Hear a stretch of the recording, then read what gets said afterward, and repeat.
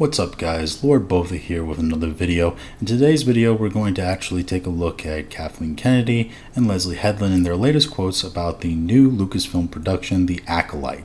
Now, Lucasfilm Star Wars The Acolyte, this comes to us from Spencer Bukuli at Bounding Into Comics, entitled Lucasfilm's boss Kathleen Kennedy defends The Acolyte, says Star Wars female cast and crew face unfair criticism because of the fan base being so male dominated.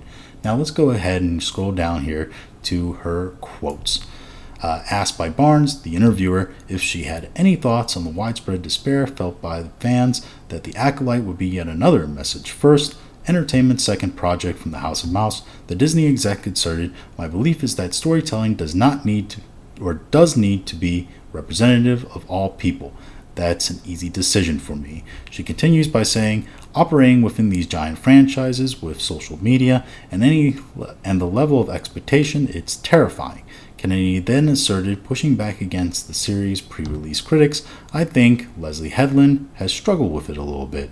I think a lot of women who step into Star Wars struggle with it a bit more.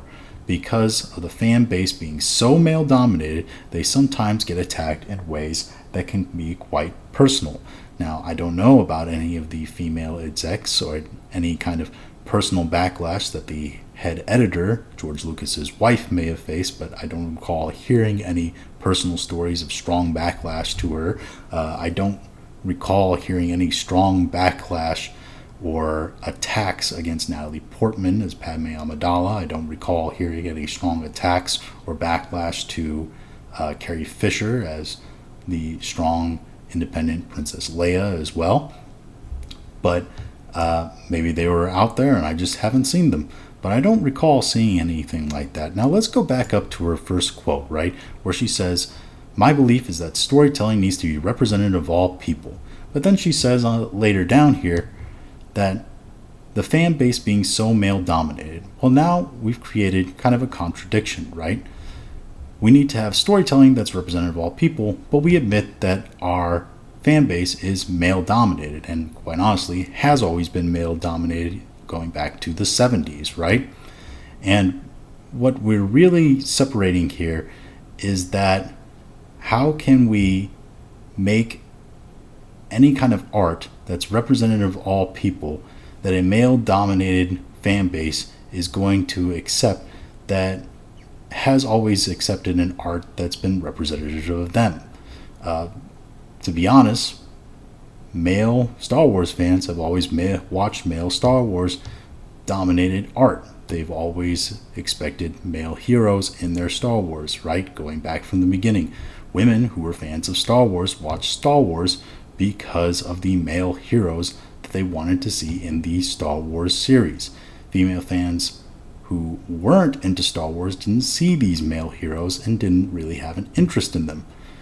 Putting female heroes into Star Wars aren't going to get those female Star Wars fans who weren't watching to come in, whether it's modern times or back in the 70s.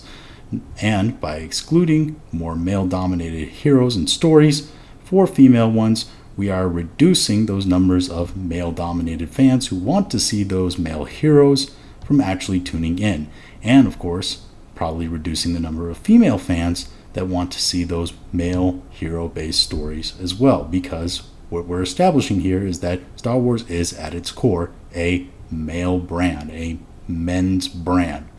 By moving away from a men's brand, the people who were attracted to that men's brand aren't going to watch anymore, and so essentially you're making what your original fan base does not want to see. And you're wondering then, why are the ratings down? Moving on to what Headland has to say. Weighing in on the topic herself, Headland separately opined to Barnes, "As a fan myself, I know how frustrating some Star Wars storytelling in the past has been. I felt it myself." So Headland herself, the showrunner, Harvey Weinstein's former personal assistant, of course, has stated she gets it. She understands that fans don't like the art we produce. Fans aren't tuning in for the art that we've produced. Fans are frustrated with the Star Wars storytelling, and she understands that. But we're still going to produce that art. We're still going to produce that television, that movie. In a text sent later, and this is kind of her out for saying this, probably her higher up executive demanded response to this, which is in a text message sent to the reporter following the conclusion of the interview, showrunner added, "I stand by my empathy with Star Wars fans, but I want to be clear.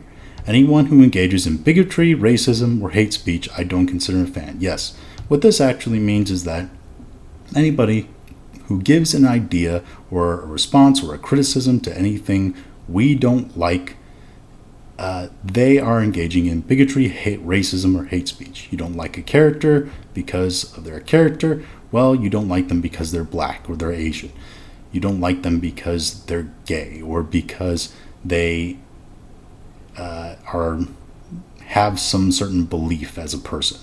You know, it's interesting because this is essentially her out, like I said, from saying that, you know, people aren't a fan of our art, but then saying later on, but if you say you aren't a fan of our art, you're essentially one of these types of terrible people. So, you know, this is kind of my thoughts on this. It's essentially what Headland and Kathleen Kennedy are saying is that we understand that people aren't liking our art. They aren't liking our version of Star Wars, our storytelling.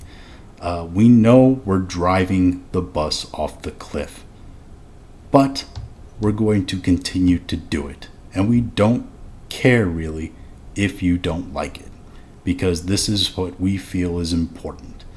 And at this point, with as much damage has been done to the Star Wars brand already, while many fans have already left, their interest of the show gone, and their interest in Star Wars in general gone, I say go ahead and press the gas.